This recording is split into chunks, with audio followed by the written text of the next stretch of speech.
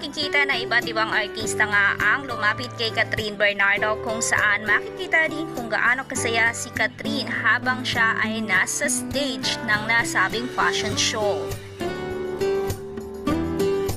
At sa backstage nga ay makikita na dinumog si Catherine Bernardo ng kanyang mga fans upang makapagpapicture. Makikita rin ang effort ay pinakita ni Catherine upang pagbigyan sila.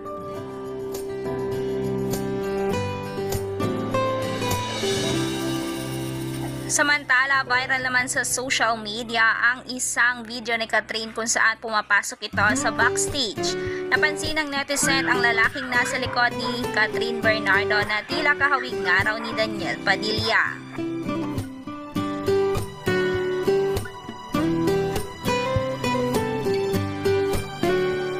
Ayon tuloy sa netizens ay no-show si Daniel pero sinuportahan pa rin ito ang kanyang ex-girlfriend na si Catherine Bernardo backstage.